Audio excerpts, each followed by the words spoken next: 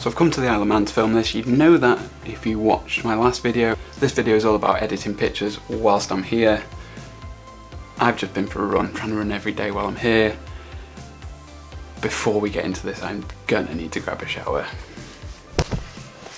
That's better. I don't actually wear a baseball cap. I just bought that for running because it's been so sunny out. So I'm in the Isle of Man. I talked about this a little bit in my last video. This video is going to be a multi-day thing. I'm going to go out, I'm going to shoot. I've been shooting a little bit already with the drone, shot some pictures with this, taken the GoPro out every time I've been out as well, just to kind of grab some different kinds of shots.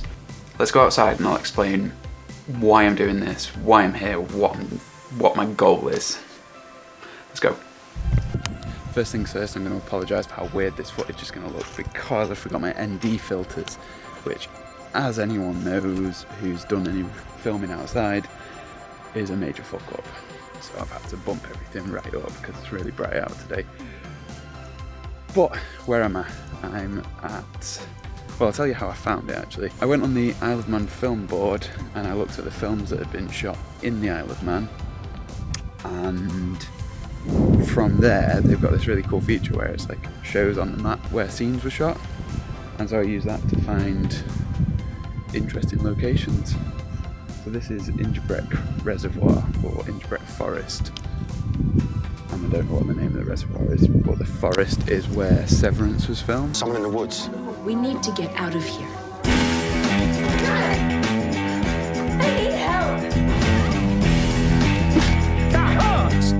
A couple of films were shot at the reservoir as well, so that's quite interesting. So let's get some photos.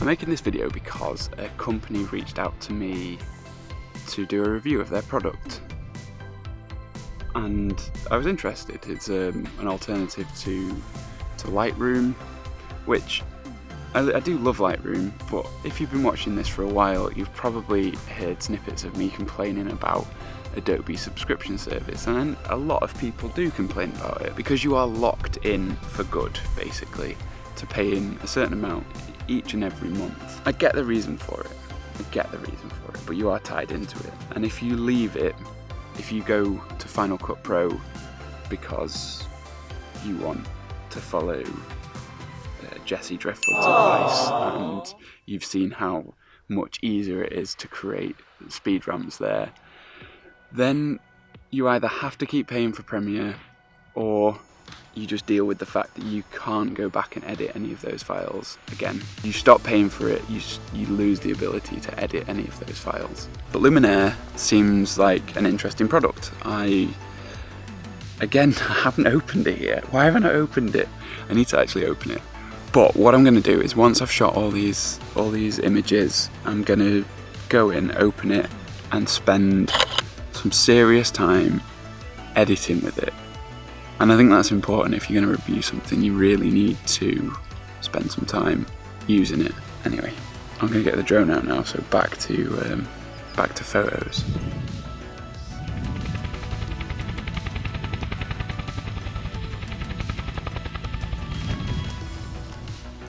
So droning is done.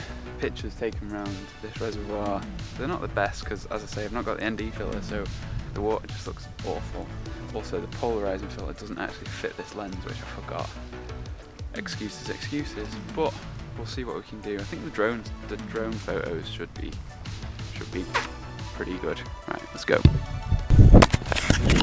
We're nearing the end of our time in the Isle of Man, and I've not actually shot that much video of me running through what I'm doing because I didn't want this video to be too bloated, too long. I didn't want you to get bored before I actually got to the review of Luminar. So let's just put me out of my misery and jump right into that. And back in the studio. So Luminar, what was it that I wanted from it? Well, the first thing I wanted was a streamlined piece of editing software that I could use to view multiple images, edit them, export them. I wanted it to be a standalone program. I'm not interested in plugins for like Lightroom. I'm really happy with how Lightroom edits, so I don't need to add anything to that. Something that can work with my tethering workflow as well. This doesn't have auto importing, but you could use the batch processing, I guess, in a pinch. So the things that I like about it, it's really powerful within its own limits, has tools for 98% of my editing. It's a pro tool, but it's quite easy for beginners. I like the layers. The batch processing is convenient, but doesn't kind of go far enough. The UI is clear, it's easy to work in, it's pretty fast. It's not subscription based. The additive nature of the side panel compared to the sort of potentially cluttered one that Lightroom has, although my tendency within Luminar was to choose the preset sort of professional setting. And surprisingly, the kind of AI filter was really nice to use. Now the things that I don't like about it, it's not really what I want. I want something that handles the catalog too, which this doesn't yet, although it will do at some point. Yes, Adobe may be subscription service, but it all works really well together. The HDR creator's not included, and the panorama one isn't either. Transform tools are slightly lacking. There may be too many options available as well. The export process isn't great. If you do have a few windows open, it's not as simple as shutting down the whole thing. You have to save each one, like you would with Photoshop. The included presets aren't great either. It opens up each new image in a different window, and then you have to like merge them together to have them as tabs, which I'm sure there's a way around that. It's more expensive than Affinity, and I've spoke about Affinity Photo before, but it's less powerful as well. There's quite a lot of sort of gimmicky tools in there that are actually just repackagings of other tools. So there's a lot of overlap. The tools like polarizing filter, golden hour, foliage enhancer, they're all kind of like either white balance or HSL sliders, just repackaged. There are some things I couldn't figure out how to do, like targeting sliders for curves and HSL. Within Lightroom you can just kind of go to the image and move that position up or down. You can't sort of work the way Lightroom works, where you sync across images, and you can't batch save images that you've edited differently. So they seem to be pitching themselves against Lightroom, which is a big deal, and it's something that needs to be done. They've got this whole list that references the features of both, showing what they can do and what Lightroom can't. Overall, I'd say it's not that compelling if you're a sort of heavy Lightroom classic user. But if you're just getting into photography and you don't quite think you're ready for like Photoshop and Lightroom and using them together, then maybe this is for you. If you don't take too many pictures as well, because this isn't a tool that's, for cataloging images. That being said, if you're a Mac user, Photos is a really good option. It's quite powerful. It's not my favorite. It's not the best option, but it comes with Mac OS, and it's a cataloging software as well as an editing software, so it'll keep your pictures organized, and it works really well. Again, just mentioning Affinity Photo, I would go for that before I'd go for Luminar probably, but that's more like a Photoshop than a Lightroom. Again, it doesn't catalog your images, it doesn't do anything like that. That all being said, check it out. Just because it doesn't work particularly well for me doesn't mean it won't work for you. They do offer a free trial, I'll link to that below. And if you do actually like it, if you use the link that I've got down below and my coupon code when will I learn, then you will get some money off it. I'll get a little kickback from them, so everyone's a winner if you actually really like the software.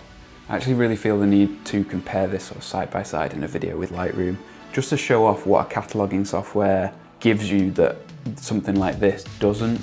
And they are bringing in a cataloging thing, so I'm definitely going to do another review of it, another sort of one of these videos once they've got that, because that's really powerful. That's where your editing speeds up. Cataloging with Lightroom, especially when you can do picks and collections and you can color code, you can rate. I've got a workflow in that means I'm really fast in it. All my pictures come in, have a basic edit automatically applied on them, so I'm not looking at like flat straight out of camera images. That's a big deal, and it's a big deal being able to export everything in one go and not rely on that batch processing where you're choosing one preset to apply to loads of different things. That's not that useful to me. Click one of these videos that's right here, have a watch of something else, and I'll see you in the next video. Bye.